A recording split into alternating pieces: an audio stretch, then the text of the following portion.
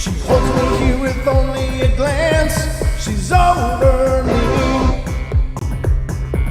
She's over me.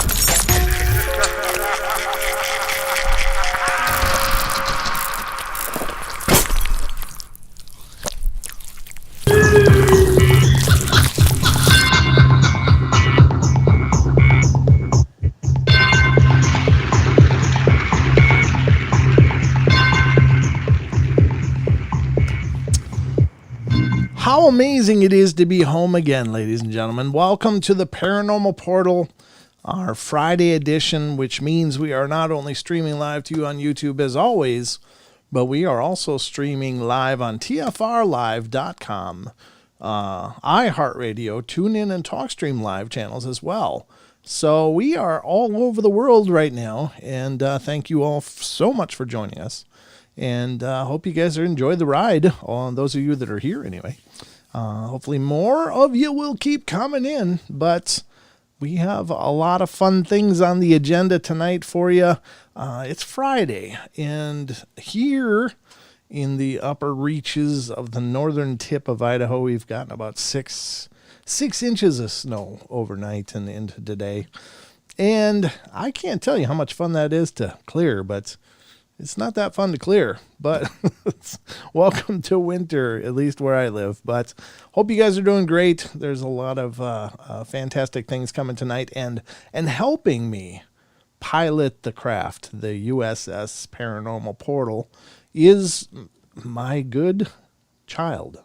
Well, I got 3 good childs, but this is one of them, and this is my firstborn. Mr. Sheldon Thomas is joining me. Welcome to the show, buddy. Indeed, indeed. Here I am, ready for another Friday fun-filled paranormal show. Paranormal what? And then you just broke up. You said paranormal and then show. Portal show. Portal show. I missed the whole portal thing. But yeah, it's good to have you here. I hope you're all excited. Are you all amped up to dive once again into the realms of the unknown and unexplained and weirdness that we call home? Absolutely. Every single day I'm ready for it. Well, yeah, I did raise you, so you should be. Yeah, it runs in the family. It runs in the family, absolutely. But yeah, we got a lot of things to cover tonight, as always. But if you want to be a part of the show, ladies and gentlemen, and you've got something paranormal of your own you'd love to share, well, by all means, you can call in throughout the duration of the show, at least after the first break, especially then. But call in. The number is 720-923-0500. Again, 720-923-0500. 0500. Those are the numbers for fun right here on the portal, and we will do our best to watch those things. I'm not always very good at it. Sometimes I'm really good at it, but generally I try to keep looking that way once in a while, because it's kind of like feast and famine. Like some shows you get 5, 6, 7 colons, and other shows you get crickets, so, and it's just, I guess, if some people get a little unnerved to call in, some people are like, I don't want to do it this way. Well, if you don't want to call in, if that freaks you out, you can always email us here on the show, and then the email address to send to is Paranormal Portal Radio, all one word, Paranormal Portal Radio @gmail.com, and that'll get you in touch with us, or at least with me, because I look at that all the time. So if you want to reach out that way and share some stuff, I just got an email with a bunch of ghost stories that I'm going to read for a podcast coming up. And so that'll be fun. But if I don't use them for the YouTube shows, they'll be used on the podcast. I love it when you guys send in your emails to me as well. I mean, granted, my first like or love is when I can talk to you about your experiences. But if that's a little too much for you, just emailing them in is great too. So by all means, please do that. But Sheldon, are you ready for the news? Absolutely, always. All right, we're going to dive into the news, ladies and gentlemen. Hang on to your seats. It's going to get bumpy.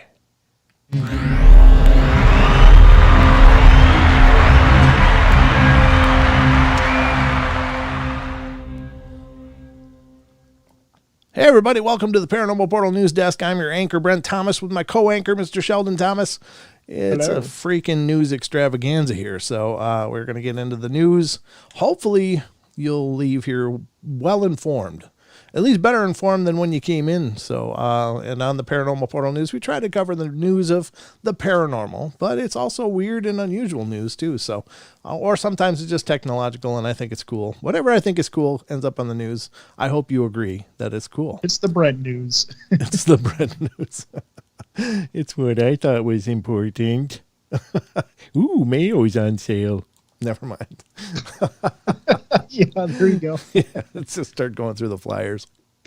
All right, ladies and gentlemen, the first one up is actually a Bigfoot story, if you can believe that.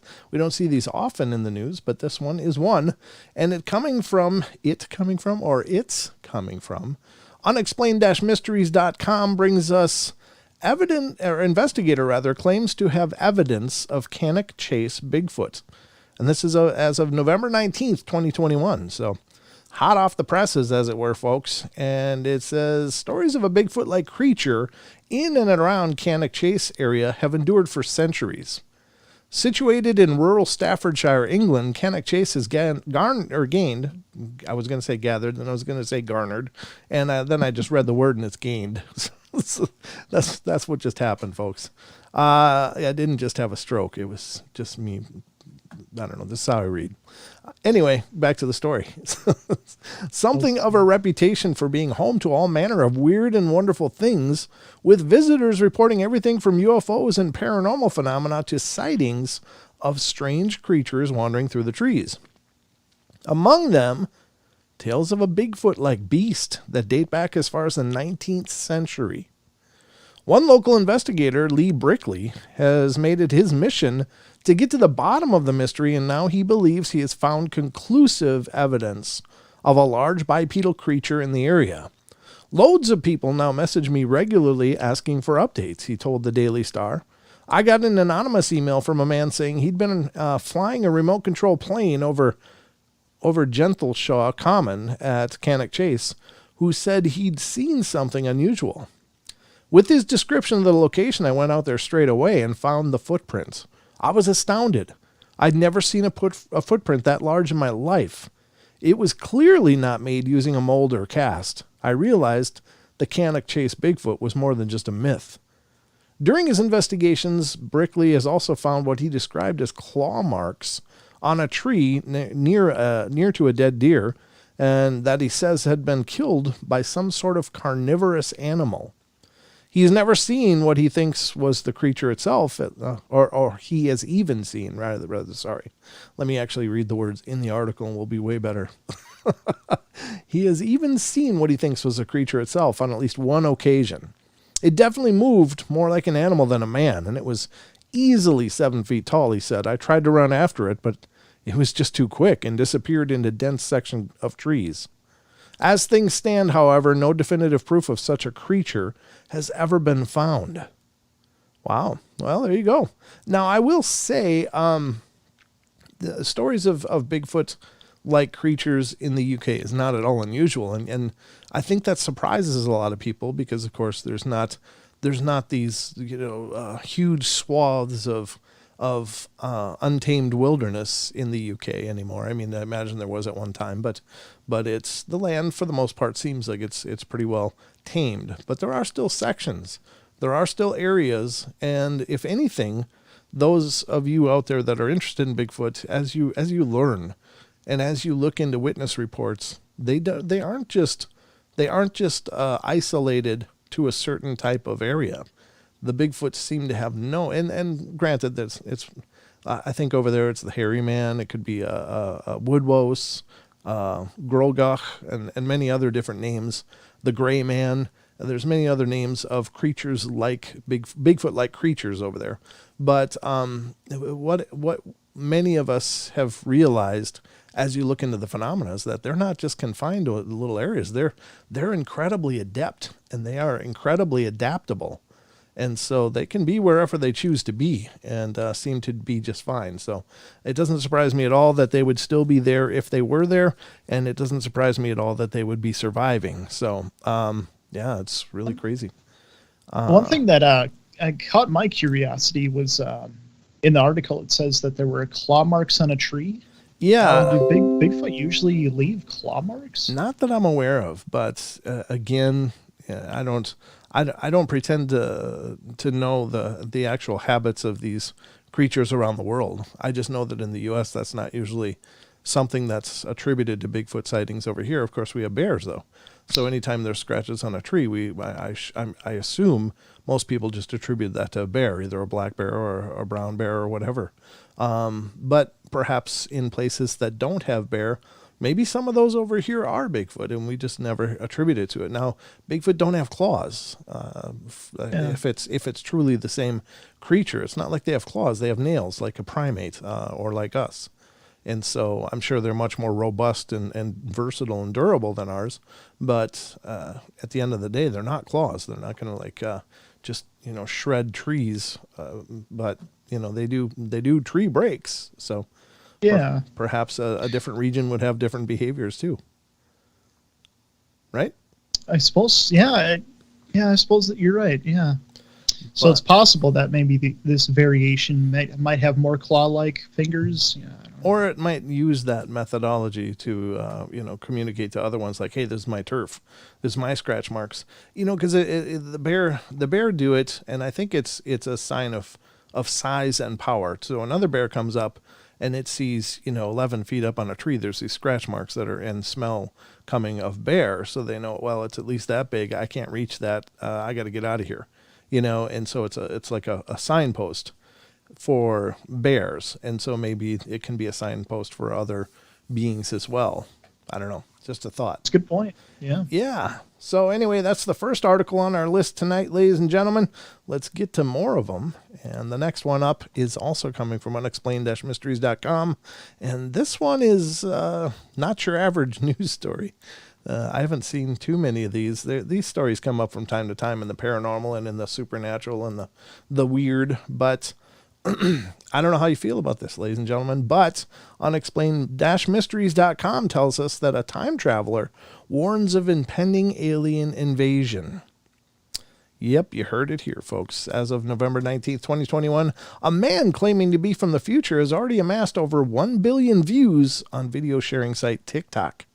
Well, that just means he's legit then, right? He must be. He's over 1 billion views. He's legit. We've heard from a few self-professed time travelers over the years, a trend which gained prominence in the early 2000s when a man named John Titor started frequent online message boards claiming to be a soldier from the year 2036 who had gone back in time to warn humanity. While Titor was later exposed as a hoax, there have been numerous copycats in the years since, usually with the alleged time traveler making similar claims about future calamities. One of the best-known current examples is the user on TikTok.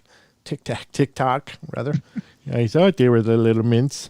By the name of Aesthetic Time Warper, who is, as is typical, has been warning people about the future. One of his predictions in particular has been doing the rounds online over the last few days because it concerns something that he claims is going to happen as soon as next year. Earth, he claims, will be invaded by hostile extraterrestrials known as Nozick, or Nozis, I don't know, there's a C in the end, so could be a lot of different sounds, who will disguise their arrival as a meteor shower for some reason. There will be a very large meteor shower that lasts 2 weeks, and it will be seen in the northern hemisphere, containing the Nozick message, he said. One of the meteors will seem different than all the others. That is because it is a ship landing on Earth, starting preparations for the Nozick War. It's when you look at some of the other predictions made by Aesthetic Time Warper, however, that you quickly realize how unlikely it is that anything he says will actually happen. According to one of his other predictions, for example, 3 teenagers will open a portal to another universe next month using an egg from a Tyrannosaurus Rex. Okay. He also claims Atlantis will be found next year. Oh, and it will be inhabited by human-like fish. Mermaids. Suffice it to say, it's fair to take these predictions with a very large grain of salt indeed. Yeah, I don't think I'm going to cash in my 401k or anything for that, but good luck with all that. Yikes. Okay. You know, and I realize that it's for most people it's just humor or whatever, but the scary version of that is that I'm sure there are people that believe this person is really who he says he is. And I mean, when you look at 2012, like that's when that one guy thought the world was going to end. Well, 2012 was based the hype was based on the Aztec calendars. That was the date. Yeah, I think you're thinking of like 1999 was the big thing. Yeah. Yep. But yeah, the idea that the Aztec calendar ran out then was a concern for a lot of people, and they were sure it meant it was the end of things. So that was the next one, folks, but let's keep it going here on the news as we dive into yet another article of fun.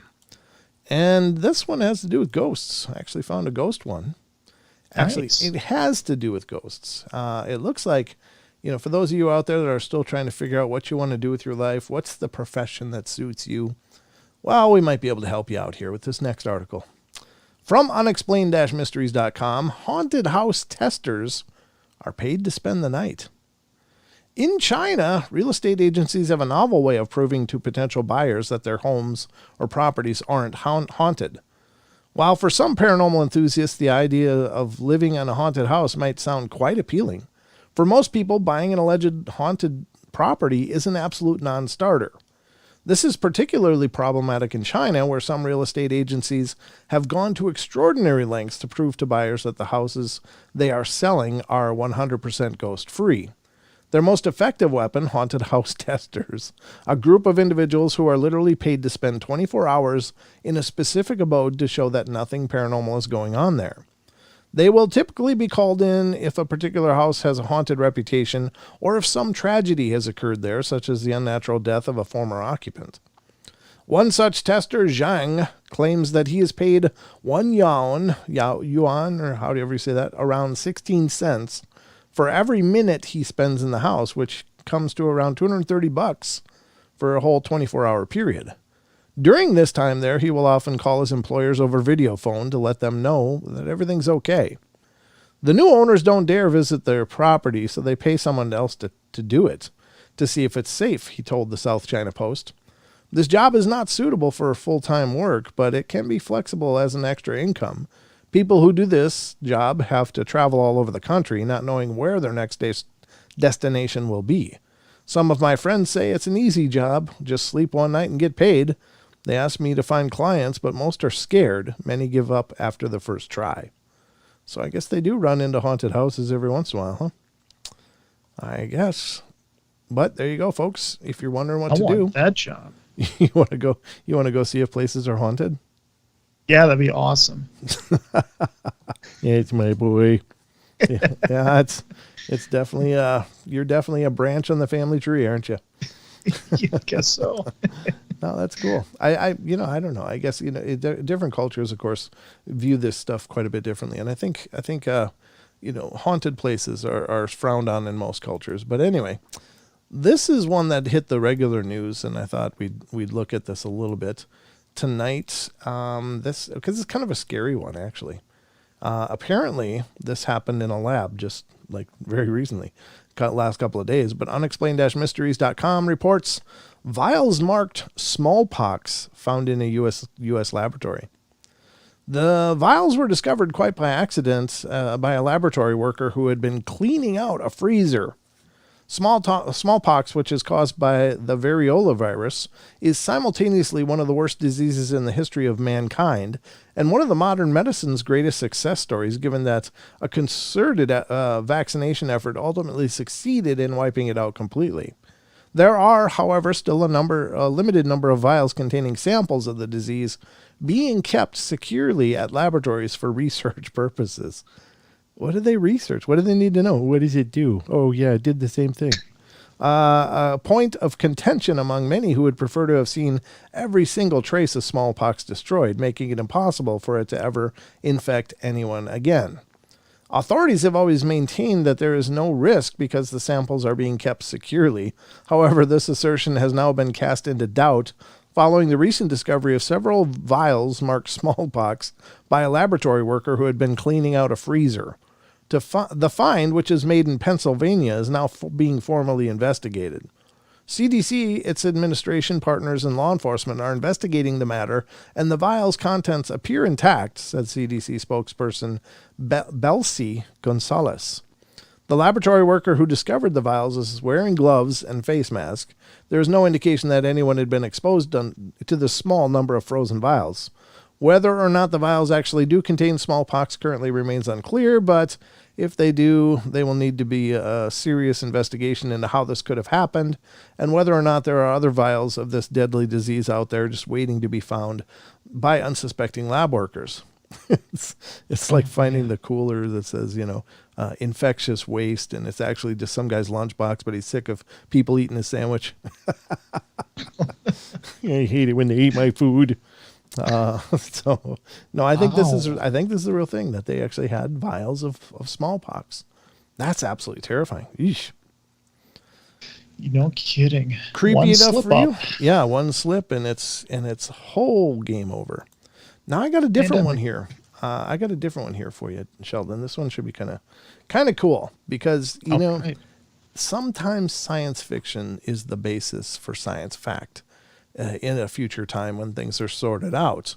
For instance, Star Trek was the predecessor for some pretty serious advances that now are commonplace, like touch screens and cell phones, the communicators, everything.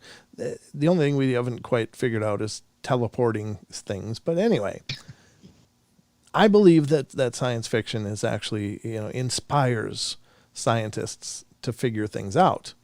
And with enough energy and time, I think they do. Well, turns out it's not just Star Trek that inspires the innovations of mankind, because according to Animalien.com, Japanese scientists have invented a neuralizer for erasing memory.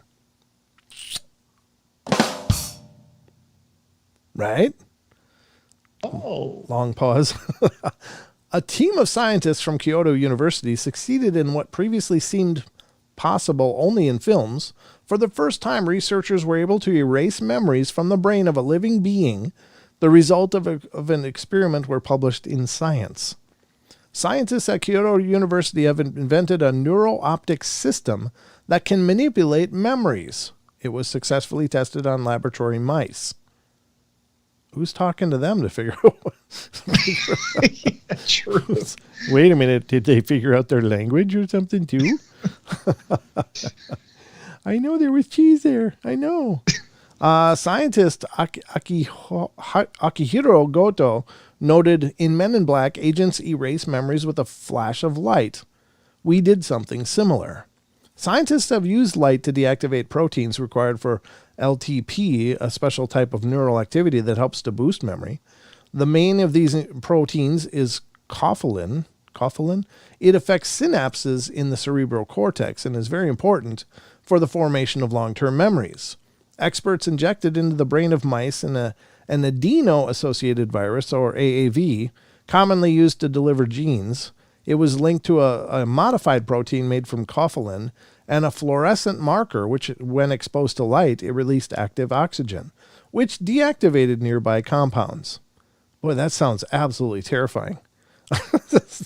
In this way, scientists influenced the hippocampus, the region of the brain responsible for storing memories. They taught the mouse certain actions, but after irradiating the hippocampus, the rodent lost the memory of learned skills. As a result, scientists recorded the loss of memories of the studied task, comparing the effect to a flash of light from a memory erasing neutralizer in the Men in Black films. The authors suggest that the new data obtained during the experiment will help in the treatment of a number of mental disorders, including Alzheimer's disease and schizophrenia. Well, there you go. So it might be, I didn't know there were neutralizers. I thought there were neuralizers. But anyway, there you go. Science fiction becomes science fact. What do you think of that, It's kind of Sheldon? a scary one, though. I don't know. I know. Yeah. It sounds like a predecessor to something like really bad, like manipulation of memories, stuff like that. Yeah, and a lot of strokes probably in the process. But hey, can't stop the wave of science. But that has been a production of the Paranormal Portal News.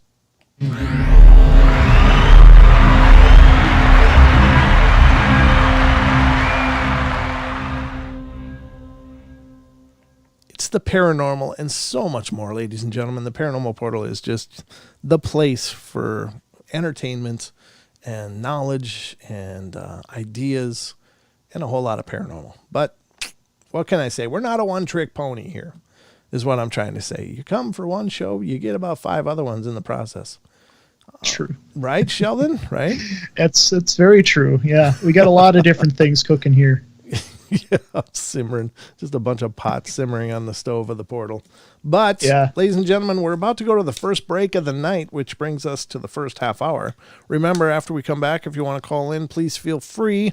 The number is 720-923-0500. Again, 720-923-0500. So there's tons of fun available yet tonight. We got a whole another hour and a half to go after this, but get a drink, relax, sit back, and we'll meet you back here in just a couple minutes. So don't go away.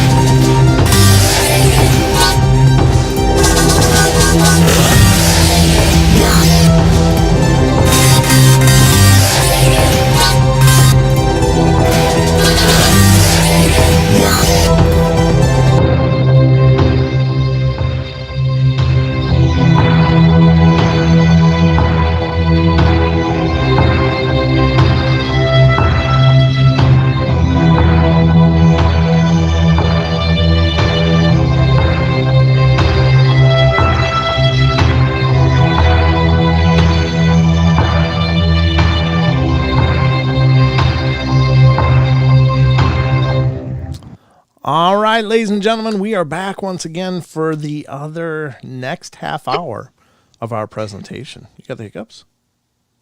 Yeah, my bad. It's okay. Just grab a drink. It's okay. We are going to dive into our half hour number 2 at this point. And again, the lines are open if you want to call in and be a part of the discussion, because it's your God-given right, ladies and gentlemen. We love hearing from you. So we got a bunch of stuff to get through here tonight. What do I have next in my bag of fun, Sheldon? Yeah, I'm curious too. Well, I got an article that our very own Rachel Gets It Right pointed out to me on our Paranormal Portal fans page. And I was like, oh, this is cool. We can go through this on one of the shows. And so that show is tonight. And a special thank you to Rachel Gets It Right for your help. She always gets it right. She seems to. It's a good name for her. She picked a good one. Yeah, she did. She sure did. But hello to everybody in the chat. Good to see you guys. Let's see now I can see who's on TFR, which is really cool. And there's only a few people over there. Lucky is over there, of course. Lucky One, our dear friend. She's been with us since the beginning of the show. She's another host on TFR, and she's a wonderful person. And then Bam 420's over there. Psycho Dave 321, and Daryl Bowles is over there. So good to see you guys. I appreciate you guys being here. And let's take a look at our YouTubes and see who's here in the YouTubes.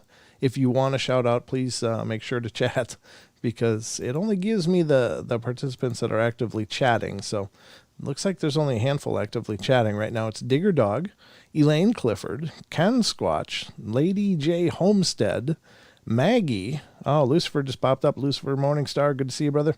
Maggie's here. Rachel Gets It Right, and Ruger Ridge. So that's the people that are chatting actively right now. I know we've got many more people watching, but who just popped up? Lady Homestead. Did I say that one? Yeah. I think you did. Okay. All right. Lady J Homestead. All right. Oh, Susie to anyone is here. Well, that's good. Thank you so much for coming in. Great to see all of you. Those of you that are actively talking and participating, whether in our show or your own discussions. Both are acceptable uses of the portal. So this article I'm going to get into now is from BuzzFeed, of all places. And wow. it is an article entitled 17 Spine-Chilling Ghost Stories as Told by the People Who Experienced Them. So we're going to get into some ghostly stuff. And this article was written by Angelica Martinez. And she's a BuzzFeed staff member. So very cool, and hopefully it's a great story. But this is another aggregated, it looks like, that came from a thread on Reddit from Andre Botello. And he asked, the good people of Reddit, what's your best ghost/paranormal experience story? All right, let's check it out. It says, okay, here's the first one. Oh, dear God, small font. Let me blow that up so I can read it. There we go. It's number 1, this creepy camping trip. I was camping at a friend's property, a family property, with a group of friends, and they had a huge creepy shop. We stayed up late drinking by the fire, and I was the last one awake. Went to go pee on the side of the shop and stood about 5 feet away looking inside through the window. I noticed what looked like a piece of paper floating around. I thought it was a moth at first, but it was moving in a very rhythmic figure-8 pattern. Then it quickly floated back to the corner of the shop where it was dark. I sat back down by the fire to finish my beer and have a smoke, and no one else was awake, so I played Robot Unicorn Attack 2 on my phone for a while. I noticed my friend Mark pop out of his tent to pee, and then go back to go to sleep.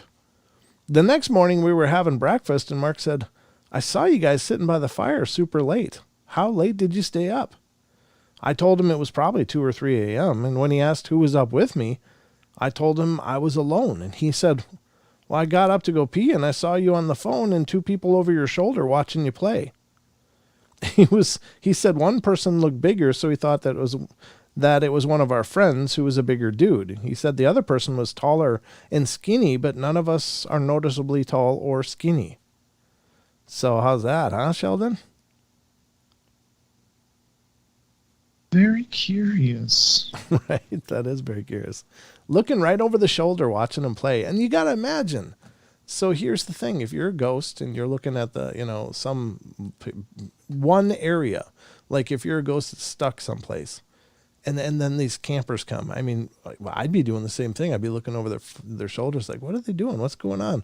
What are they up to? Oh, that looks fun. Because honestly, even ever since you were a kid, I don't mind watching you play video games. I always watched you play things and stuff when you were going through your different Xbox games and stuff. And I found it to be actually kind of enjoyable, oddly enough. And of course, Twitch proves that there's a lot of people that feel the same way, because there's hordes of people that sit around and just watch people play video games. And, so this is kind of first person Twitch, maybe. There we go. Rainbow unicorn and all. Oh, yeah. I don't even know. That's something that was very distracting to the story. Do you know that game? Is that like a real game, or did they just change it for the narrative? Well, that's what I was thinking. I've never heard of that game before, so I was like, "What is that?" Robot. Oh, yes, it was not Rainbow. It's Robot Unicorn Attack 2 on my phone. Well, I don't know either. I've never heard of it, but anyway, the interesting story if it's true. Number 2, this imposter brother. My brother's bedroom was next to mine growing up, and one afternoon he asked me what I was doing the previous night that made me laugh so much. Well, confused, I pressed him for details, and he said that at 3 a.m. that night, my laughter woke him up, and it sounded like I was pacing the room, too. His face went pale when I told him I'd been at a friend's house that night. To this day, he swears blind that it was my laugh. Wow, that was by Pugnator48. The first one was by Pork9. Pork_9, okay. Well, that's kind of wild. So it was mimicking him. Number 3, This Sweet Scented Goodbye.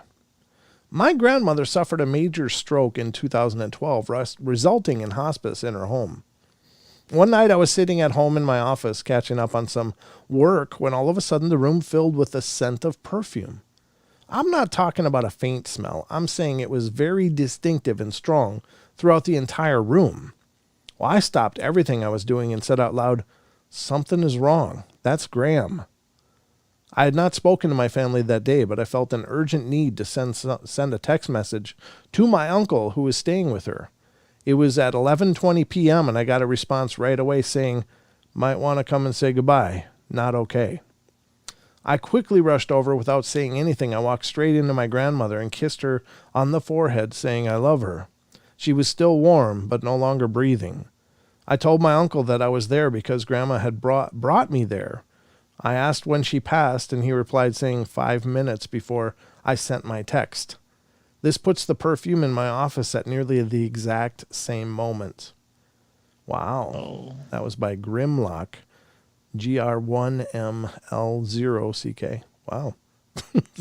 Look at the picture, that image. Yeah. What's with the image? I don't know. That's a nice little image. But anyway, some woman open mouth just staring at the camera. It's kind of gross. But anyway. Yeah. Number 4, this creepy childhood house. The house I grew up in was haunted.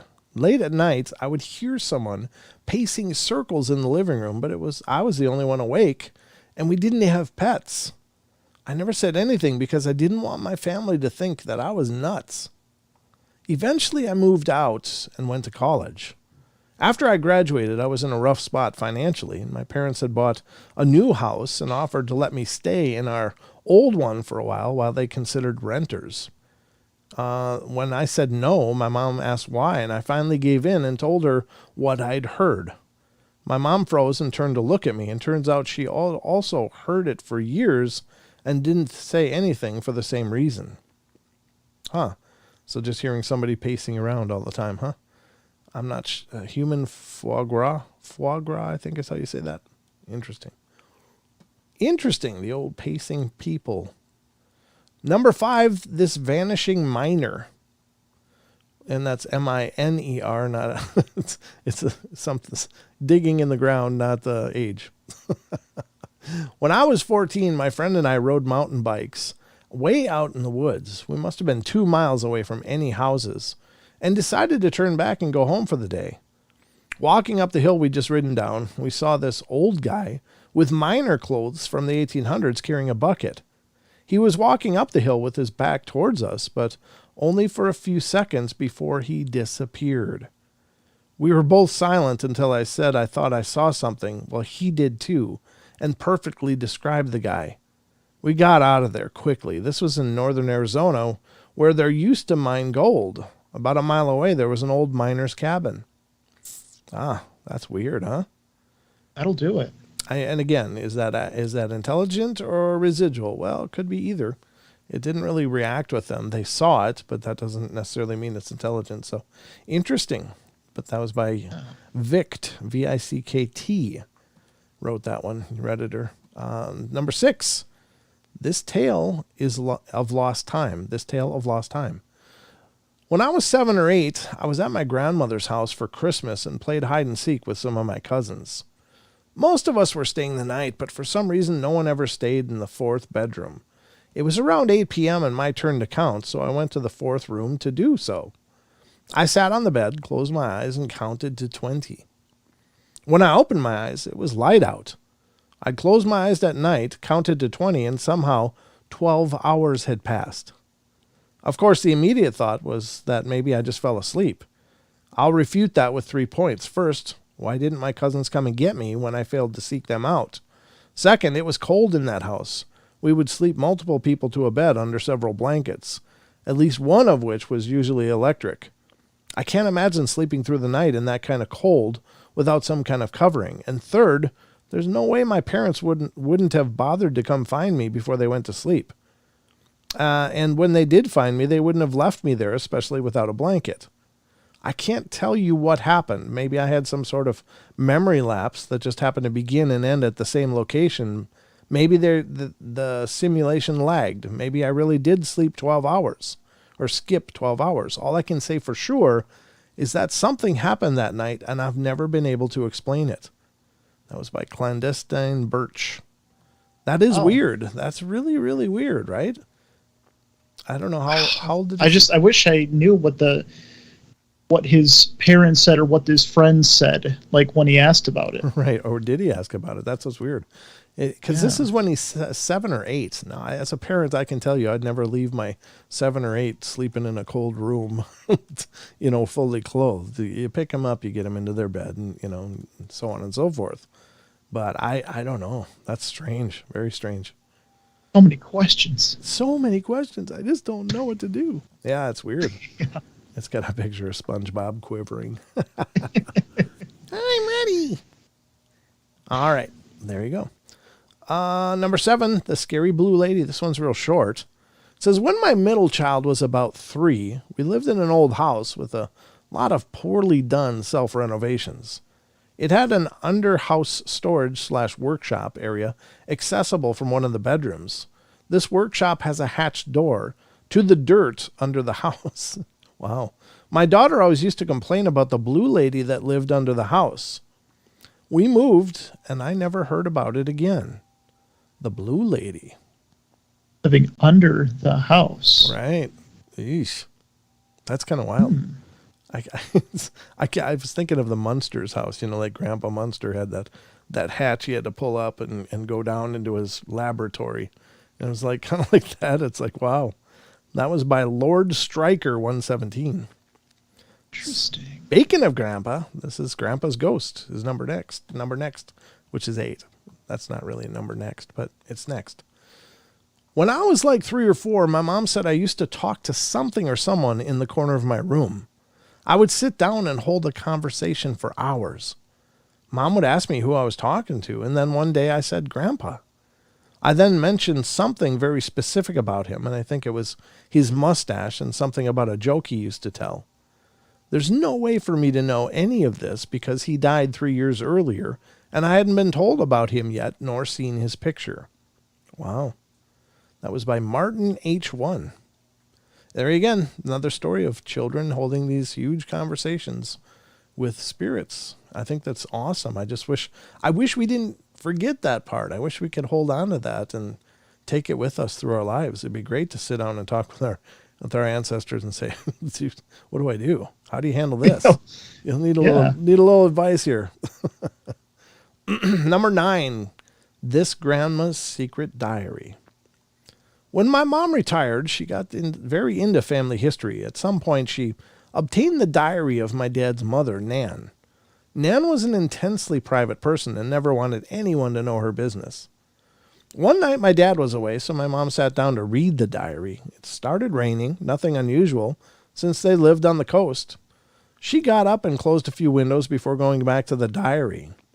The rain turned into a storm, so she got up and shut the windows in the other rooms too, and before returning to her reading, suddenly the intercom to her right turned on. They lived in a house originally built by an electrician, so every room had one.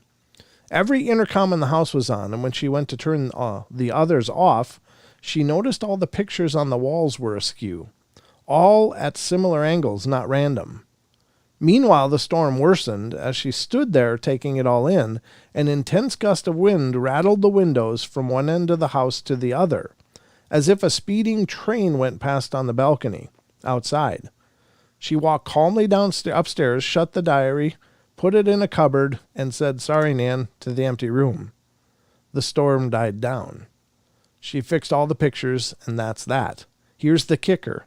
Someone from her work lived in the same street. When she saw him the next day, she mentions the storm, and the guy looks at her funny and asked her what storm she was talking about. He had dinner on the balcony that night, and there hadn't been a storm at any point. Ooh. That's pretty powerful, huh? That's very powerful. So that suggests then that even though that seemed like a huge storm was affecting the whole area, it was very specifically just affecting that house. Huh. I can't even theorize. I don't know. I don't even know either. It's I don't know. I got a million thoughts going through my head about it, but it makes sense, right? Because if, formerly living people, we have a limited amount of energy in and of ourselves. So, we're not these cosmic beings, that can just snap up a storm that, does whatever. So perhaps it's a matter of energy. And maybe it was just, maybe it was more, I don't know, telepathic or psychic, just giving her the impression these things were happening just to keep her from reading the book. Because I can understand that. I think I'm a pretty private person too, and it's not for any weird reason. It's just that, I don't know, I just kind of keep to myself. You know that. And that's true. I don't know. I've always been very sensitive about people knowing my business. Like, it's not your business. If I want you to know something, I'll tell you. So yeah. I don't know, just the way things are, I guess. But anyway, I can imagine a spirit also being sensitive about that. Number 10, this life-saving premonition. Several years ago, I had a recurring dream about burning alive in a hotel. It was so realistic, I could feel the pain and hear screams. Each dream would be more and more detailed. In my last one, I could even make out the exact details of the building. When my family went on vacation, we stopped in a small city and looked for a place to stay. We stopped at the exact hotel in my dream. I just froze and repeatedly asked if we could go somewhere else. After continuously pestering my parents about it, we went to a different hotel. It burned down the night we were supposed to stay there and killed 14 people. Ooh. Wow, that's intense. That's really intense. Killed 14 people, so that's a premonition. Now, why that one person? Why not the other people, though? That's the weird part, and that's what makes you think, maybe those 14 people, that was the end of their journey. They knew, like, some part of them had to be there because that was their way out. Is life predestined, is my point. Is it predestined? Is there a roadmap that we travel? And some people are supposed to get out on certain points, and other people aren't. So the people that may end up being there that shouldn't be, do they get things like premonitions and warnings to get the hell out because you're not supposed to be there? You know what I mean? I do. I would say it's either that or the same thing that was warning that person tried warning the others and maybe they didn't listen. That could be. That's a good point. Some people repeatedly ignore those kind of things, and maybe this person just was able to get through to the family and say, no, somewhere else, please. Yeah. That's pretty wild. A guardian angel could be. Rachel gets it right. Says, could the premonition be given by a guardian angel? Yeah. But then you got to wonder what's wrong with everyone else's guardian angels. Why weren't they given that same thing? And maybe you're right, Sheldon. Maybe that's a great point. That maybe they just didn't pay attention. But I do think, I think that there's something to that. Like some people's journey. I mean, there's a map to it, a road map. And I'm not saying it's all destiny. Like, we can just, doesn't matter what you do, you're going to end up there. I don't think that that's the case necessarily, but I think that we're all going to make that transition sooner or later, and it's got to happen somehow. And unfortunately, some people die in very tragic ways, and that's really unfortunate, but it's kind of one of the natures of existing. And it's as horrible as that may sound. Well, it's going to happen. We're all going to make that transition. So is it possible that those 14 people, that was the end of their journey? That was kind of like that's what they signed up for. In other words, do people pre-plan their journeys to some extent? I want to learn this, this, and this. So these are the lessons. These are the places. This is how I'm supposed to get there. Now, you can still screw up your life. Don't get me wrong. You can still take yourself away from that potential roadmap. But what if, what if that was the way, that was the stop for those people, like the bus stop? Okay, it's time for you guys to get off. You're going home. That kind of thing. Maybe. I don't know. That's kind of existential stuff, but it makes you wonder. It really does. Let's get to the next one. This creepy conversation. That was, by the way, that one familiar plate. Wrote that one. 11 is this creepy conversation. When I was a kid, I lived with just my mom, and every few nights after she went to bed and turned off the TVs, I'd hear a man and a woman casually having a quiet conversation in our kitchen. I always had to concentrate really hard to make sure I was actually hearing something because it was so faint. I couldn't make out the words. This continued for years, and I thought my mom wouldn't believe it if I told her, but after we moved out, I finally mentioned it, and she said she's always experienced the same thing. That was by Oma Pretty. I had an experience like that once, but I think mine was delusional, because I had 104-degree temperature at the time. I was young, and I got really like a flu, and I had a really, really big temperature, and I kept hearing this man and woman talking in my room. And they were talking loud, like I'm talking to you now. It was like that kind of a conversation. I could hear them exchanging ideas. I could hear that they were communicating to each other, but it wasn't in a words that I could understand. It was just this jumble of sounds. Like, it wasn't like mumbling, like, it was more it was like just going to a place where you don't understand the language. That's what it was like. And I finally got up the courage because I was laying in bed, just freaking out. So I finally got up the courage and went and turned on my light and said, "Who's there? Who's there?" And then Mom came out and said, "What's going on?" And I said, "There's people talking." And then she felt my head and went, "Ooh, you got a temperature." But I was really hot. So I was like hallucinating or something. But I found that really weird because I really did hear that. Now, granted, it was probably due to the illness, but was that illness tapping me into a different awareness? Was the fever bringing me to a different awareness? Maybe. I mean, maybe it's not just a hallucination. Maybe it is like tapping into a different level of stuff just because your head is baking. Yeah. You know what I mean? So I still remember it. Go ahead. Like almost like if you're kind of like you say, maybe you've said before that maybe your mind has to be in the right state of mind in order to tap into these things. And maybe with that fever, you were just in that perfect state of mind, Yeah. It's possible. Yeah. It was creepy though, because they sounded like they were up by the ceiling somewhere, and I couldn't quite figure out where, and I couldn't figure out what the hell they were saying. And it was. Have you had any voices since then? No, just my own. Just many of my own voices in my own head. But yeah, strange.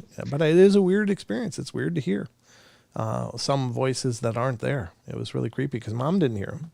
I don't know if Portal Mom's out there listening or if she remembers that, but yeah, that's a true story. Yeah. Yeah, it was very weird. So I can appreciate what that person experienced. Now, I don't have time to read the last one. Well, it's not the last one. There's still a few more, but we'll pick up the rest of these on the other side after the break, because, ladies and gentlemen, we're cruising up to the hour already, Sheldon. Can you believe that? Can't believe it. No, I can't. I never can. I know. It's an amazing event. It's an amazing thing. Love you and miss you. I love you and miss you, too. Who's she talking to? You? Oh, Jenna. Jenna's in here? Yeah. Oh, good to see that. Hey, welcome, Jenna. What's her chat name? What's her username? Oh, no, she was talking through Nina. Oh, was she? Oh, okay. Oh, well, I'm curious if Mom remembers that story. But anyway, ladies and gentlemen, we're going to go to the break for the hour. Don't go away. Do not go away.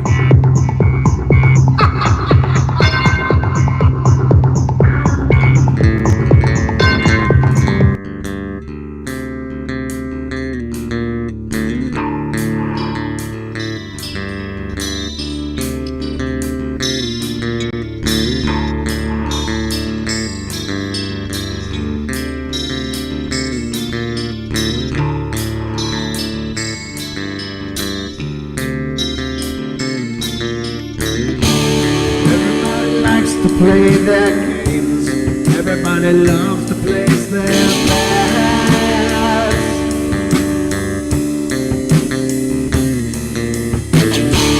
They don't understand the price I paid. They don't care to comprehend.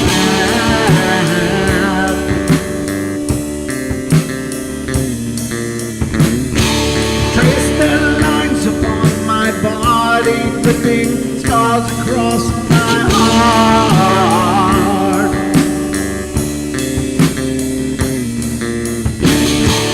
Raging anger pours inside me as their lies keep falling apart.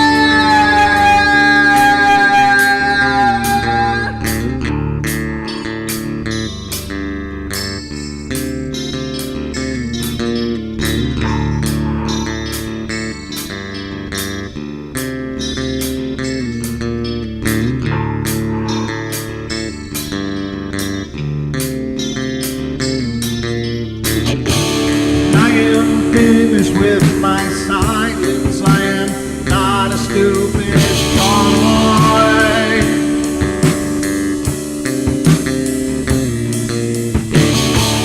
No more breaking me with kindness, just you dance upon my joy.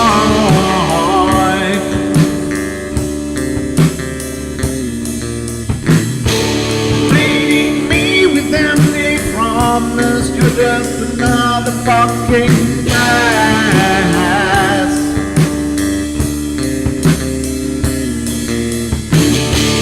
Taking off the slice of my sanity, just make sure that you're well fed.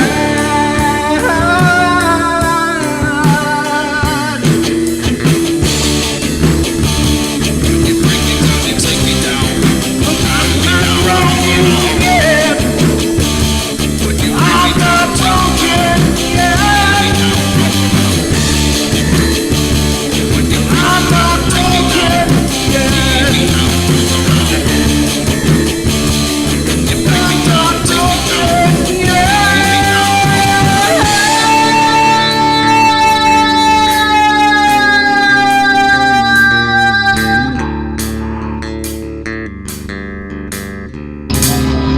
A nightmare from which they cannot wake.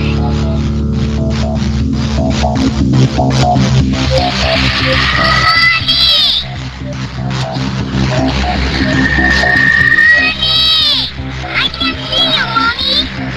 Where are you? I've never sensed anything like it.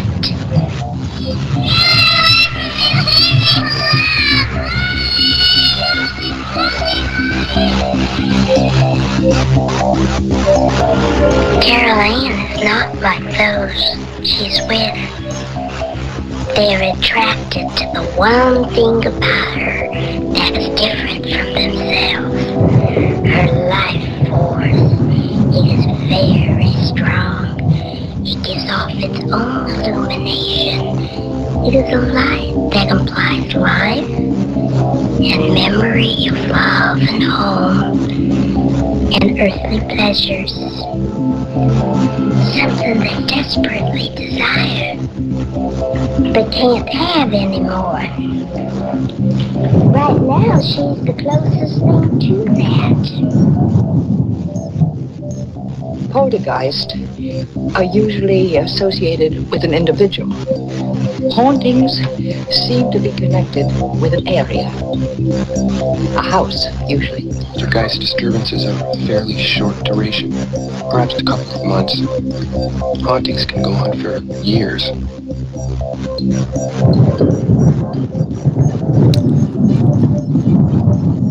So can that intro. Welcome back, ladies and gentlemen, and we hope you're having a wonderful, fantastic journey through the paranormal portal here with Sheldon and I. Sheldon, how are you doing? I am doing fantastic. Absolutely. And how are you doing? I'm doing fantastic as well. You can't copy me. No, I can. I'm older. I'm older. I can do whatever the hell I want. Oh, okay. Your childish rules don't apply to me. We are, of course, going through the paranormal portal. We are into an article from, BuzzFeed. But the phone lines are open. If you've got a paranormal story of your own that you'd like to share, please feel free to call in 720-923-0500. Those are the numbers to get in touch with me here in the studio, and I'll put you through and you can be on the air yourself. But we've got number 12 is the one we're on right now from this list we've been cooking through. Again, thank you, Rachel, for finding this. If you find other articles, ladies and gentlemen, out there that you'd like to have covered on the show, just email them to me at paranormalportalradio@gmail.com. I love it when you guys find me stuff to do. This is great. All right, number 12 we're on right now. It said, This Baby's Best Friend.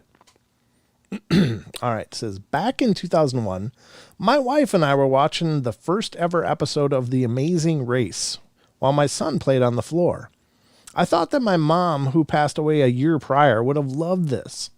As soon as I had that thought, a cold chill ran up through my body. At the same time, my wife said, This is something you and your mom would have done and probably won. Right then, my son, who was about a year and a half old, started waving at the ceiling saying, bye-bye. He often talked to the ceiling, so we started asking who was there and what were they saying, just kind of playing along with his game. He wasn't saying real words yet, but we wanted to encourage talking. And when I asked him, the closest I can spell of what it sounded like was Anel Anyel. I don't know what that means. Anel or Anyel? Anul? A few months later, I was lying on the floor looking through an old photo album.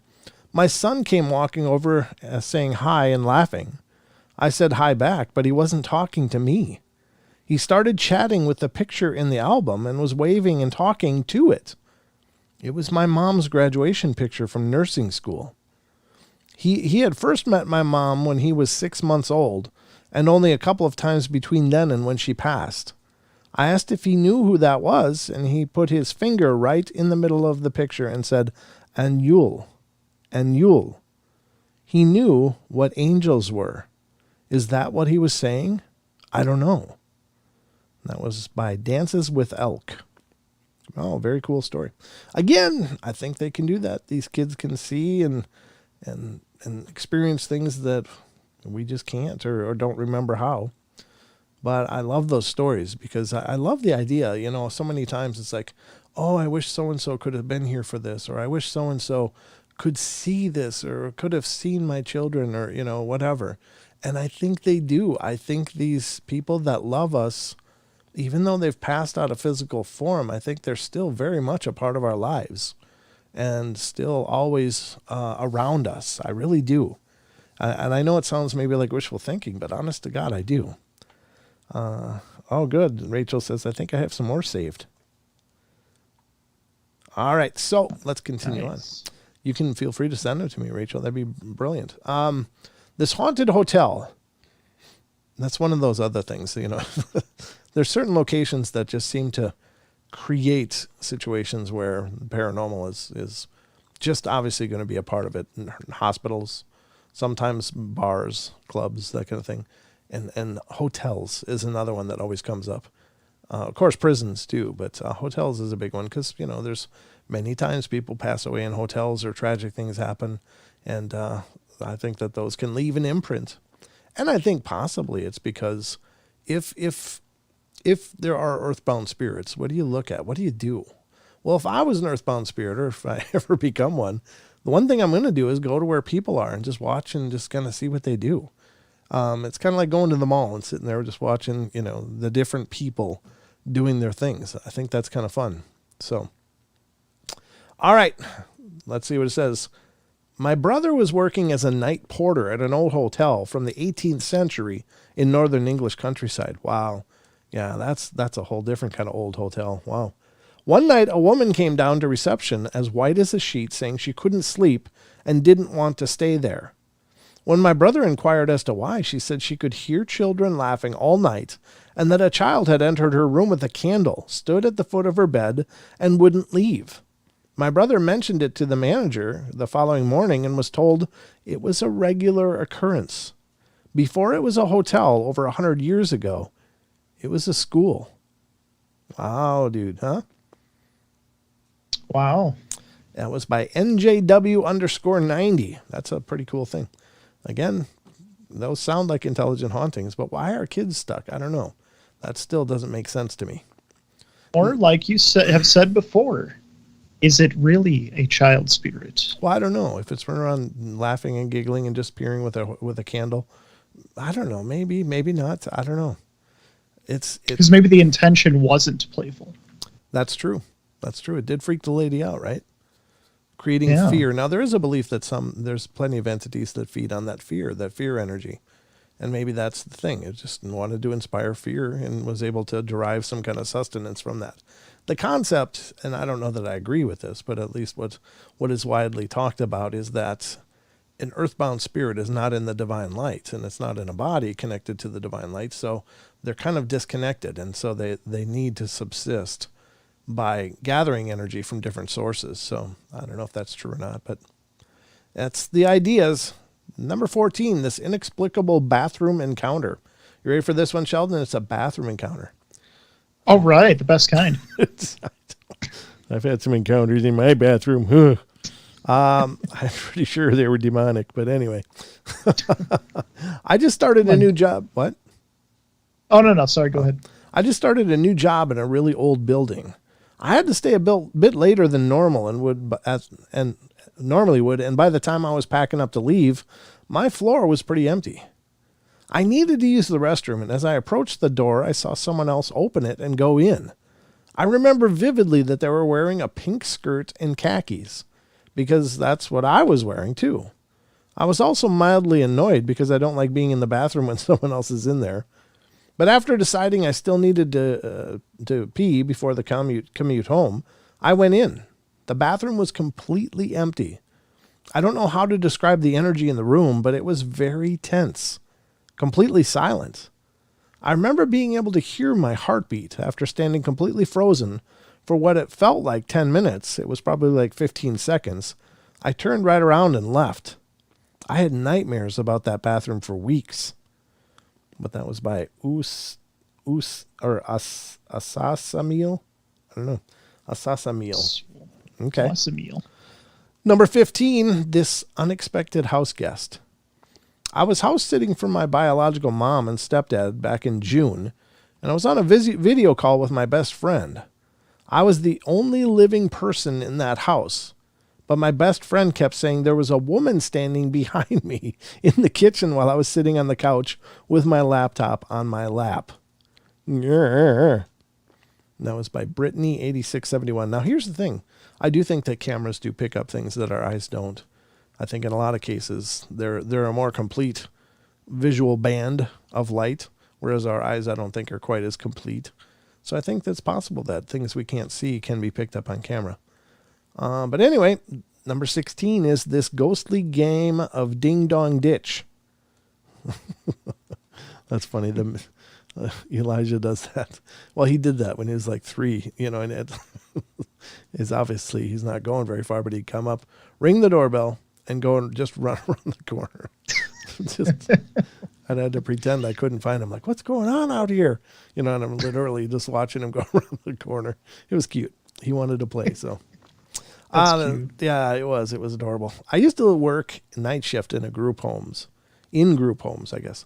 One night I was watching TV in the living room after all the residents had fallen asleep. Around 3 a.m., the doorbell started ringing like someone was frantically pushing it. I answered, but no one was there. This entryway was very hard to ding-dong ditch. The walkway to the front door is a 20 to 30-foot corridor with a 12-foot brick wall on either side, so you'd have to run back that entire length and duck around a corner.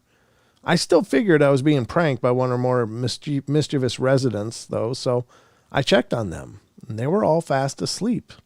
As soon as I finished shutting the last resident's door, the doorbell started frantically ringing again. Still nobody. This time, I was determined to catch them, so I turned off all the lights and hid right beside the door. After 20 minutes, the doorbell started going insane again, so I jumped out and turned on the walkway lights. But nobody was there. Oof. I opened the door thinking that maybe they were hiding to the side of the door like I was, and after seeing nobody there, my stomach dropped and I got a feeling of dread. I slowly started closing the door, but when it was almost closed all the way, the doorbell started going nuts again and stayed that way for at least 15 minutes. Oh, that's nuts. That's not even nice. That's so mean. It was almost as if whatever it was took great pleasure in mocking and taunting me. I locked the door and ran my butt to the couch, turning on all the lights that I could. Another disturbing thing about this is, as it seemed to read my mind, whenever I got the urge to go outside and smoke, it would start with the doorbell again.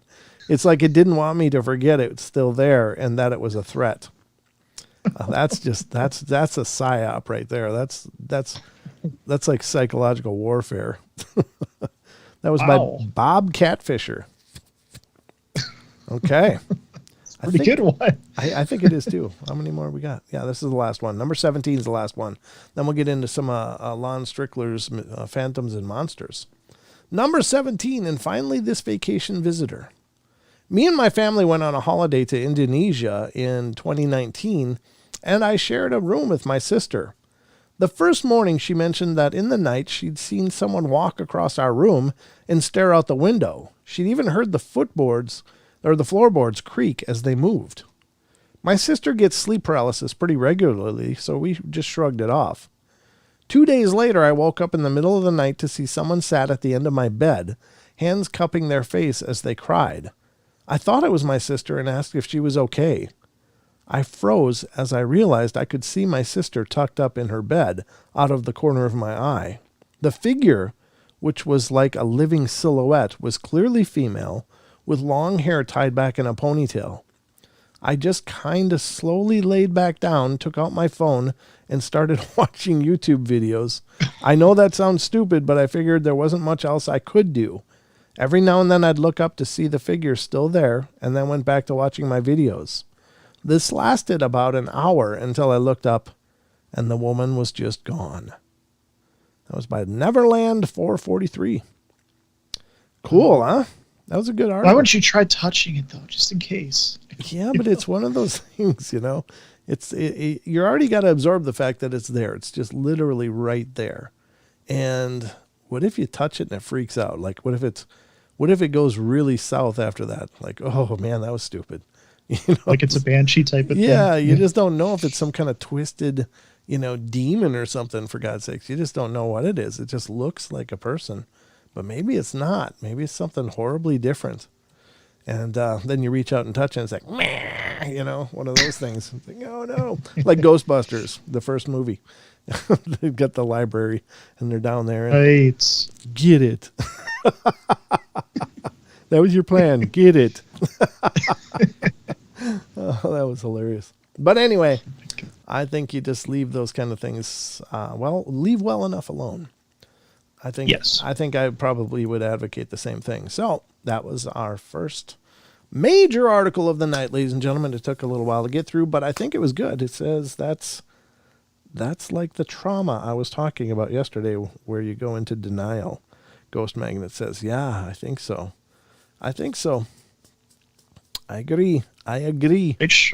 Rachel says, I think ghosts are attracted to devices that have had decades of interaction. Doorbell, buttons, rattling doorknobs, or folks interact with cupboards or even closets because clothes are a contact item. That's interesting. And she may very well be right.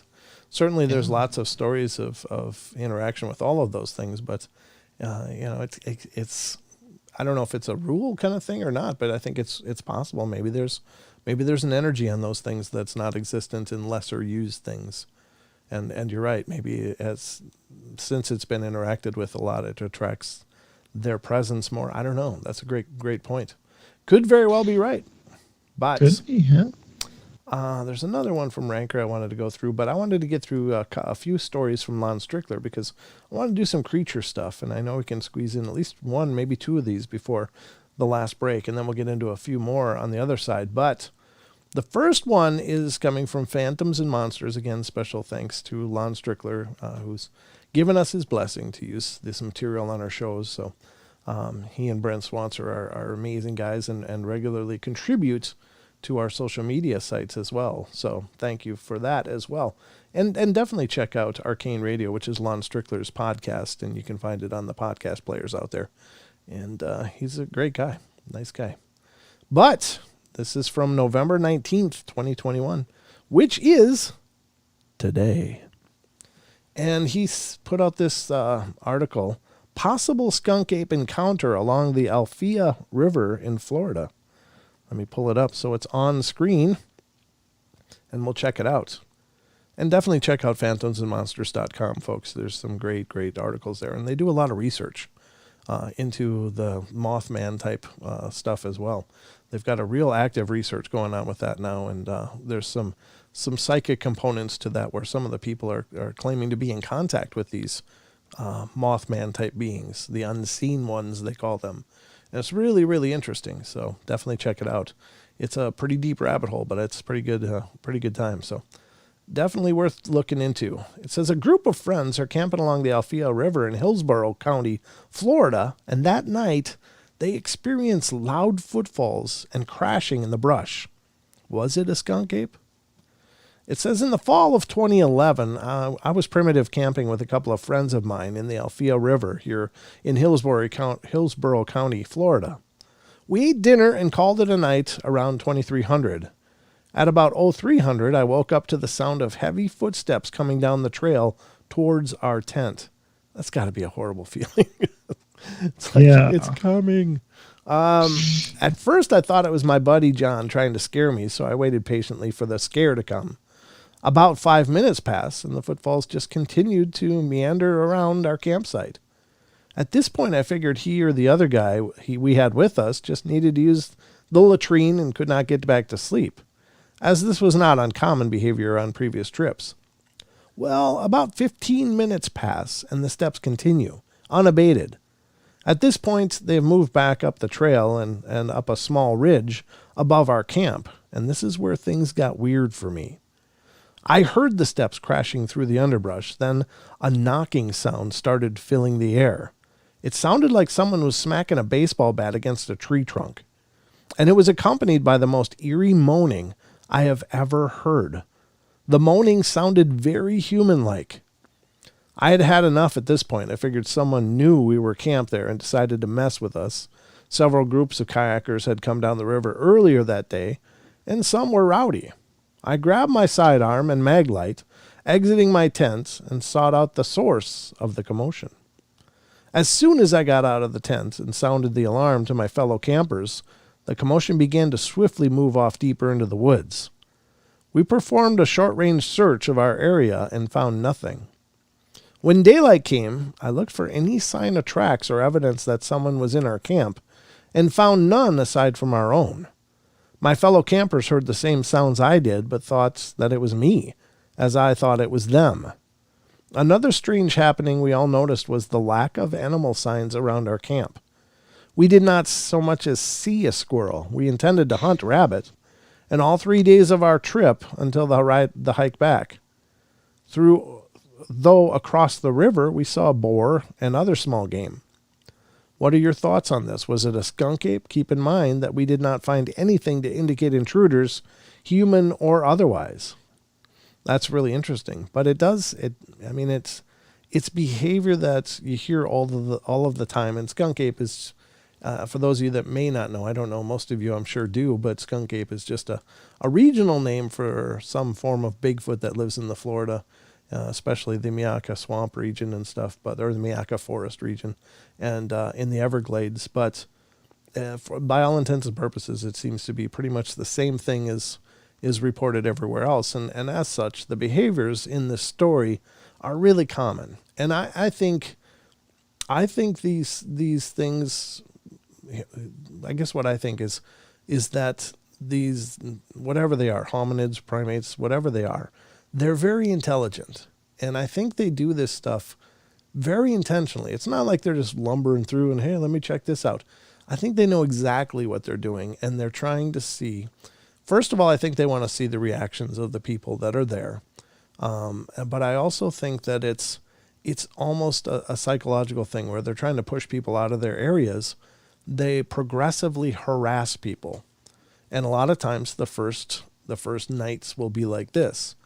Just activity around and no normal animal sign, but there's, steps walking around and cracking of trees and the vocalizations, but it's all pretty, for the most part, pretty subtle. Like he didn't say it yelled, the tree knocks sound like it was pretty solid, but everything else was just this thing trafficking noisily through the area. And I think it's like they try to keep people from getting comfortable. And if you're up all night because something keeps making noise and rummaging around and you don't know what it is, you can't see it, that raises your anxiety, and so you're never going to sleep well. And then if people stay, if you move on, I think that generally is pretty much the end of the story. But if you stay, you can almost count that the next night is going to be more active, or maybe it's going to be things hitting your tent suddenly, small pebbles or rocks hitting your tent and things like that, and maybe pushing against the tent when you're in it, that kind of freaky stuff. And it seems to progress from there, and can get to the point where it's absolutely, in my opinion, extraordinarily dangerous not to leave. I think that they just try to push you out. They just try to encourage you to leave. Like, all right, come on now. Little nudges. Keep going. This is our area. But because I think these things are I think that they are territorial. I think they have probably a home range that they cover. But I think that home range is very, very decisively used throughout the year. And if you're in one of those range areas, they just aren't able to move to another part of their range because they must be following certain food patterns through their territory. So if you're parked in a territory that they need to use to subsist, they're going to really try to get you out of there. I don't think that they can just go, well, let's just move on down and see what's going on at the pond. They probably stay there because there's berries or something growing at that time of the year, and they may move through a circuit, and it might be a huge circuit, like, maybe 100 or so square miles, but I think that's what they do. So if you end up in one of their places, I think they try to get you to leave. They want to encourage you to get the hell out. So I think so too. I mean, and it makes sense why they wouldn't want to make a big deal out of it at first. Like some people might think, like, well, why don't they just, make a show of force or do something that would actually get you afraid?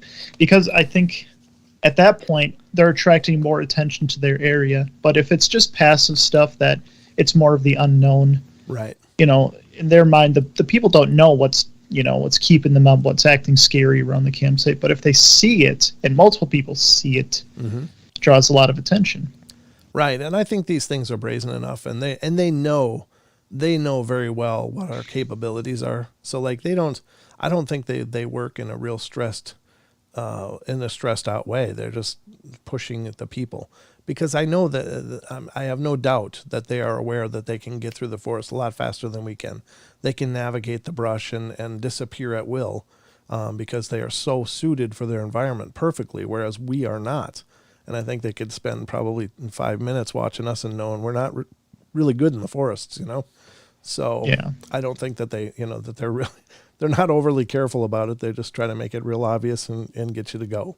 So, Yeah. but ladies and gentlemen, we are just knocking on the last break of the night, and we're going to come back and do the last segment of the show, 1.5 hour to go. And we are done with tonight's portal. Can you believe it? So grab a drink, use the loo, and we'll meet you back here in just a couple of minutes. Don't go away.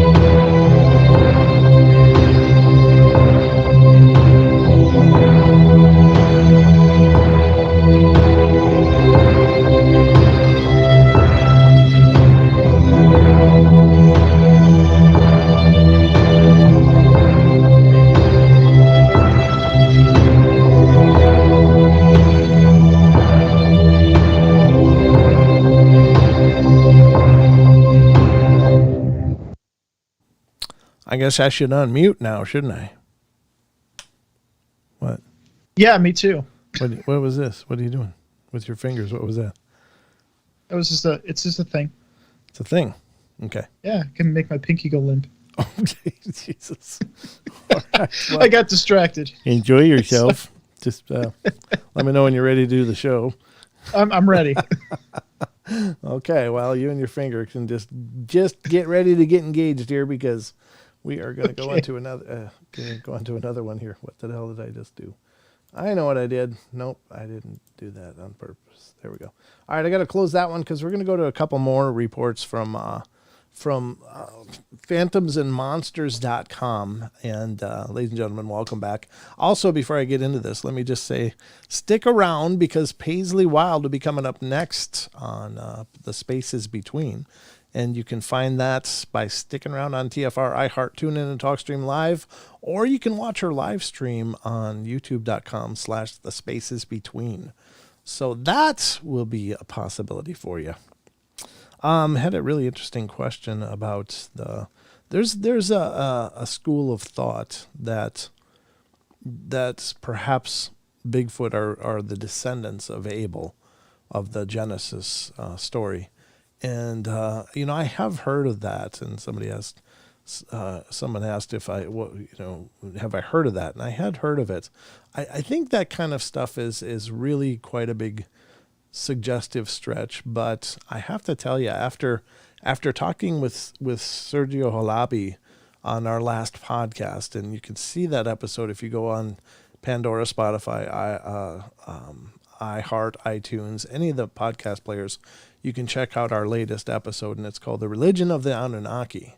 Now, the basis is, and what we talked about, Sergio and I, was the presence of the Anunnaki epochs of the Sumerian stories being the foundation for stories in the Bible as well as in the Torah and as in the Quran, that throughout all of those there seems to be these stories that are very similar, if not almost exactly like some of the epoch of the Anunnaki. So, it was very, very interesting and very intriguing. And, now I had not thought of that story that I'd heard before, that some people suggest that the Bigfoot are the descendants of Abel and that perhaps we're the descendants of Cain. And, it's hard to know. But could it be? The whole idea behind the Anunnaki is that they allegedly created us, because they had to mine the gold and didn't like doing it themselves, so they created this quote-unquote slave race. And then there's the story of Enki and Enlil, who are the Anunnaki who are in charge of Earth, basically. And one of them didn't like people much, didn't really care, figured we were just a tool, and one of them began to favor the people and looked out for them and tried to help them. And so there's this basically a war between the Anunnaki gods, if you will. And so it's very, very interesting. I would suggest you listen to that because I'm sure if you're into this whole idea of, perhaps Bigfoot being the descendant of Abel and we being the descendants of Cain and so on and so forth, and how that ties into all of the Abrahamic religions, as well as others, like you start to play into the Vimanas that are mentioned in the Hindu stories, and more, all over every religion's, there seems to be these wars that broke out, that they talk about the gods going to war, and so could those be their reflections of seeing this amazing events happen, and they attribute it to these acts of the gods? And so, I don't know. It's very, very intriguing. I'm not trying to suggest that anybody should believe that that's the case for sure or not, but I think it's very interesting to look into these things and see what you think. But now that he brought up the Abel being the predecessor of the Bigfoot, I am kind of intrigued a little more now than I was when I first heard it. It's like, oh, wait a minute. Oh my God, what if? Because the idea is that the Anunnaki took part of their DNA or some other DNA alien to this world, and as well as possibly a hominid or other creature that was very adapted to the living on Earth and created this new being, which became us. So weird All stuff. stories come from somewhere. Wonder Woman, Brent, love you, man. Bro, you're such a great guy. Oh, thanks, Wonder Woman. Love you too, of course. I don't know what I did to deserve that, but I'll try to do more. I thought of your podcast Monday. Oh, thank you, Ghost Magnet. I appreciate that correlation. Yeah, it was Ghost Magnet that asked that. Very cool. Yeah. Dan Dawson in chat says, we'll never know. The Library of Alexandria was sacked and burned. All that ancient knowledge lost. That's true, but there's stories bad, yeah. there's stories of potential libraries hidden under the Sphinx. There's other accounts. Now the thing with the Alexandria Library was that was like the main repository of knowledge, but it doesn't suggest that all of that knowledge is lost. It just could be still in their regions. Like Alexandria was like the place where everybody brought their information, but that information may still exist in ruins or in things that are still out there. It's just that unfortunately that huge repository burned, and it's just so sad. But anyway, yeah, it's an incredibly intriguing thought.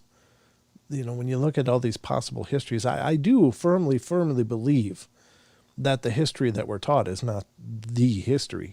It's just a version, some watered down version that we're fed because, I guess it speaks to certain narratives that they want to propagate and certain ones they don't want to explore, like the giants, for instance. Even though there's references to the giants in many places around the world in their ancient histories, it's still scoffed today for some reason. But, to the point of even finding bones and apparently those bones being covered up and removed and forgotten about. For some reason, they don't want that information out there. Why? I don't know. I don't pretend to know why there would be cover-ups on information like that. But, all of these stories, I think the thing is that I think the truth is always out there and is waiting to be discovered. But sometimes you got to dig through a lot of crap and deal with a lot of crap in order to bring a truth to the light of day. And it may be generations from now before people ever know some version of the real truth. But unfortunately, at least we got the breadcrumbs and we're following them, some of us more vigorously than others, but there are enough people that are interested in trying to connect the dots that I think it's exciting. And again, I love living in a world of mystery, and this is there's an incredible amount of mystery in our world. Elaine has a good point, Chad. I mean, we're maybe they'll find more scrolls. I mean, we keep finding that these scrolls at least. Right, exactly. Now, just imagine like the cuneiform tablets that were recovered from ancient Sumeria, which is from modern day Iraq, and those old temples when they were dug up. Now, somebody looking at those could say, "Well, that's a pretty design," and just kind of discard it. But somebody figured out, hey, that's a writing.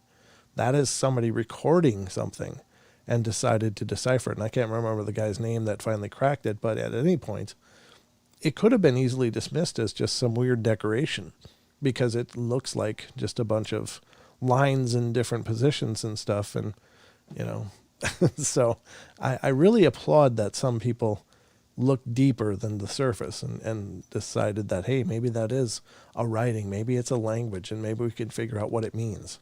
So very cool. But anyway, let's get back to some more of this paranormal fun. And this is a great discussion, and it certainly belongs on the portal just as much as any other.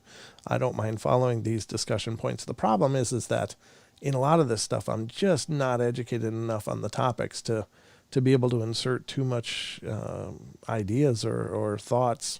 But as these discussions happen, I'm glad to participate. So I can't necessarily officiate a discussion on this stuff because I haven't read the Chariots of the Gods or really understand the epoch of the Anunnaki from the Sumerian legends or recordings. So I don't know enough. But a guy like Sergio would be great to have on this show, and we could get into it as well and have a full 2-hour run to do it. So He's going to be appearing on more shows, and he's also researched a lot with the near-death experiences, which is something I'm pretty well versed in. So that'll be a fun discussion as well. So I'm going to get into another one of these articles from phantomsandmonsters.com. And this one I want to talk about is what appears to be a Dogman encounter. And it says, second bipedal wolf encountered northwest Clearfield County. This is from August 19th, 2015, though, so it's not a new account. But we've never covered this on our show, so I want to talk about it because I love the Dogman reports. And I'm really thrilled that Lon's okay with us using this material because it's hard to find them. It's hard to find Dogman reports that aren't already being covered on another show, or, I don't want to try to take things from anyone else. But this is awesome. So it says, I received the following report on Tuesday because of a previous report. The UFO Cup and PM40 and research teams have been preparing for an investigation in this area during the fall. In the light of this recent sighting and reports, and for public concern, the teams will ramp up the start date. It says, I saw a werewolf. Hello, I live in a small town called Penfield in Clearfield County, Pennsylvania. This encounter happened in late July of this year, 2015. I was driving home from work on Boy Scout Road in Penfield. I usually stick to the main roads when driving home, but sometimes take back roads to take in the scenery. As I was coming around a bend, I saw a large brownish tan creature crouching on the side of the road. I slowed down to get a better look, and that's when it turned its head towards my vehicle. It had a large head and yellowish glow to its eyes and a long nose. I couldn't believe what I was looking at. It was eating roadkill, I believe a deer.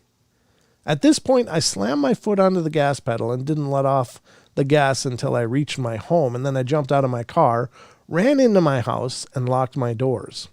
I grabbed my rifle from my closet, loaded it, and I then went into the basement and took out a silver letter opener that I'd gotten after my grandfather passed away. I haven't seen anything since, but I would like to add that about a month prior to this, I was at the local Minute Mart getting gas. A game commission officer pulled up to the next pump. Attached to his truck was a trailer, and in that trailer was an elk. A lot of elk have radio collars, and when one dies, the game commissioner's job to figure out how it died and to take samples. I asked the man what had happened to it. It was a young elk, maybe 2 to 3 years at most. It looked fine to me, except for the fact that its throat was slit. He told me he had no clue, and that when they found it, the collar it had been wearing was 10 feet away. He said at first they thought it was a bear, but it's the only animal around here large enough to take down a bull elk. But there was no evidence indicating it was a bear. Plus, he told me the cut on his throat was too clean. After that conversation, I didn't think much of it until I saw that thing that night. I'm a very facts-based person, and I don't hold any personal beliefs as far as supernatural things are concerned. But since that night, I don't know what to think anymore. The reason I'm writing this to you is because I saw that back in November. You wrote about a man on state game lands, 331, seeing a similar creature. I lived in this town my whole life and spent more time in the woods than any place else. I've seen all the animals around here, and I can tell you this thing was not natural.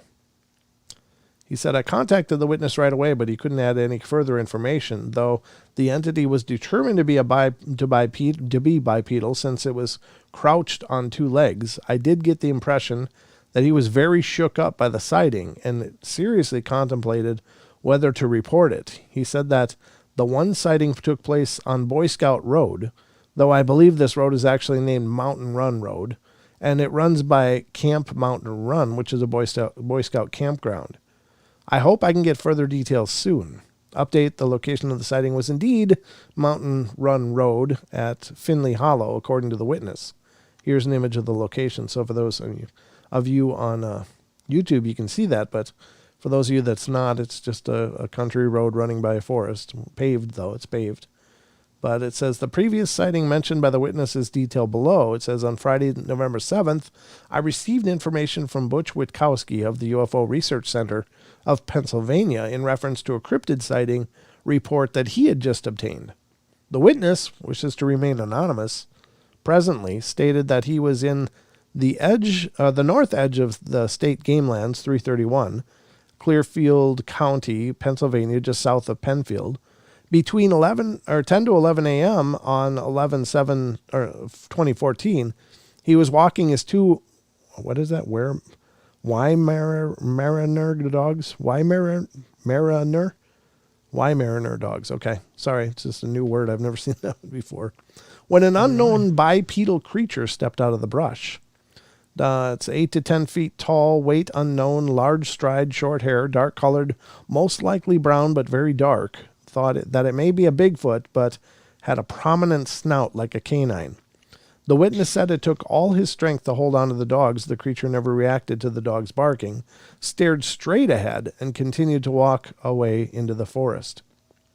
And there's actually a drawing here of it.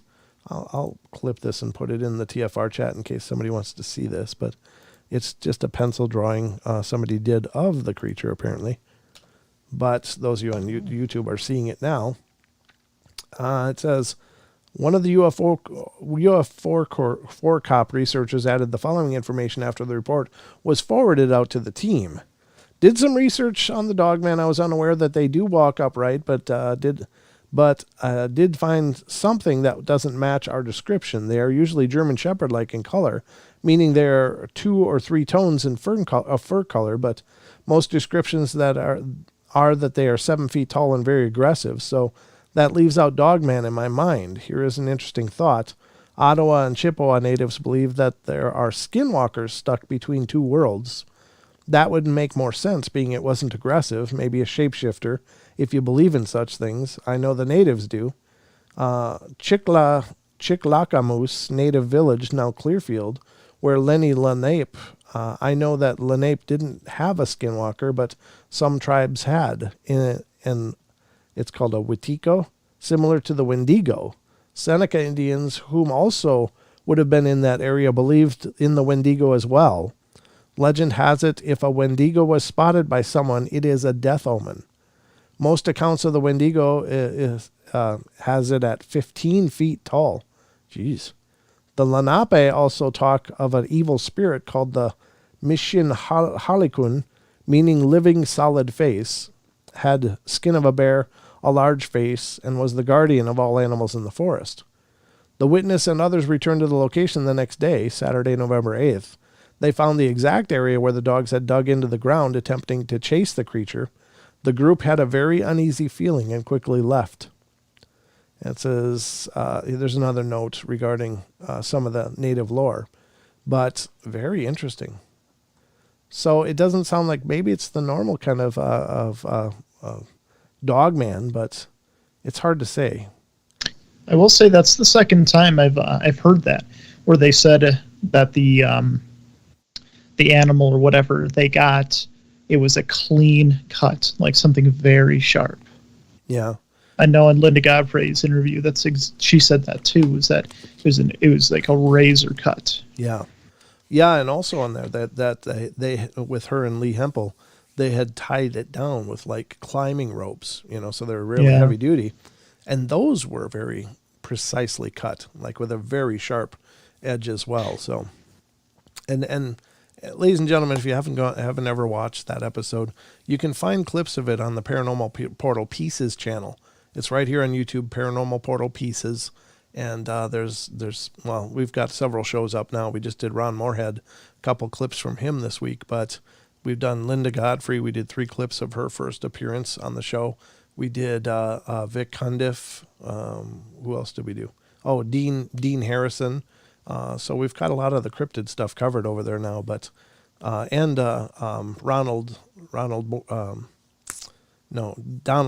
Donald Schmidt, who is the Roswell researcher. So if you want to check out at least some clips of those shows, go over to Paranormal Portal Pieces. And in the description, the show descriptions, you'll see the link to the actual full episodes on this channel. So definitely help us out. We'd love for you to go over there and get subscribed. And definitely ring the bell if you would, please. But that's the Paranormal Portal Pieces channel. That's where we're taking full episodes and finding a couple of great clips from them and to make these smaller 10, 15-minute videos from 2-hour episodes. So a little more digestible. And you can watch the clips and see if you want to invest the time in the full 2-hour show. Hopefully you do. But if not, at least you get something out of it.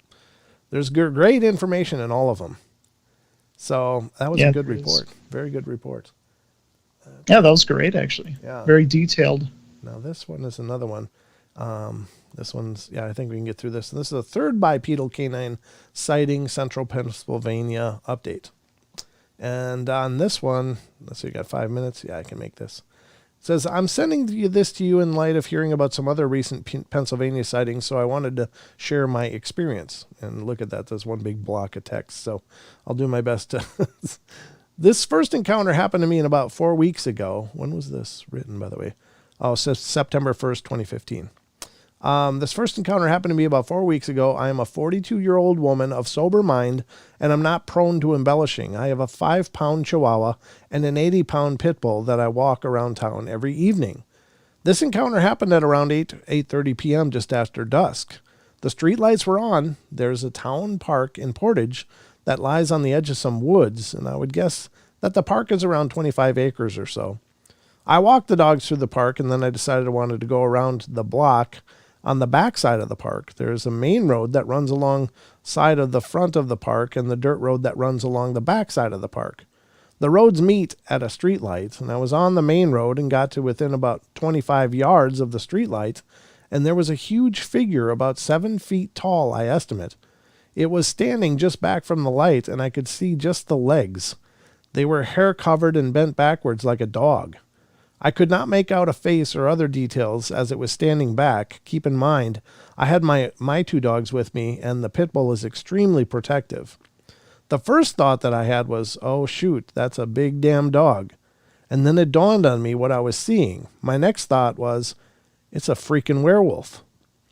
It was rocking side to side like it was waiting for us to get closer. And that's when I yanked both leashes and ran towards home. If it were a dog, note that this thing was about 7 feet tall, it would have chased me and my dogs like a normal dog would do. It just stood there pacing from one foot to the other, side to side. It was standing on 2 feet, not on all fours. My dogs did not seem to sense anything, and there was no reaction from them, which I found very strange. Perhaps that thing was downwind, and the dogs didn't see it because all this happened so fast. I got home and told my fiance what had happened, and he did not make fun of me. He believed me. He encouraged me not to go that way again. Well, guess what? I went that way the next night because I had to convince myself I was seeing things. This time I took the dirt road that circles the backside of the park just to prove to myself that I was wrong. It was not quite dusk, so it was still pretty light out, and the woods are on either side, and there are no houses in this particular area. I got to within 150 feet of where I saw this thing, and my Chihuahua started growling, and all of his hair was standing up. He started barking and going in circles looking for whatever it was that he sensed. No reaction at all from the pit. She is feisty and not afraid to fight intruders, so that really surprised me. About the same time, the little dog was freaking out. There was a huge crash in the woods next to us, maybe 10 yards away or so. This area is very swampy, and there are quite a few large bushes and trees. This crash sounded like a tree falling, but it felt like it fell instantly. It was loud, fast, and instant. I ran out of there so damn fast, I did not see anything this time other than my dog freaking out and the large crash. I did not think I could move that fast. I got home safe and vowed never to take that trail again. Please keep in mind that this trail is very heavily used by cars and people daily. That is what strikes me as so odd to hear and see something like that there. Well, the next morning I put the dogs out to pee, and they both freaked out and started growling, hair standing up and running up and down our fence, sniffing and digging at it. They get excited when they smell something that should not be there, i.e. another dog or such, but this is not how they were behaving. They acted very agitated and almost scared. It truly makes me wonder if something followed us home that night. Needless to say, if I walk the park, I stay away from the backside. The dogs get agitated when we're on the front side, and they can smell in that general direction. They will growl and whine. I always carry a loaded handgun no matter where I go, but something tells me that it would not help if that thing wanted to meet. So that's my story. Every word of it's true. You can take it for what it's worth.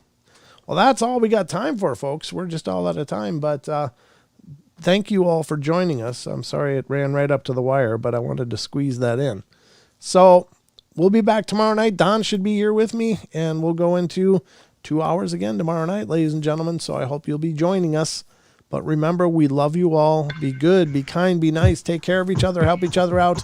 Find the magic in every day, and remember to laugh as much as you can. Good night, Sheldon.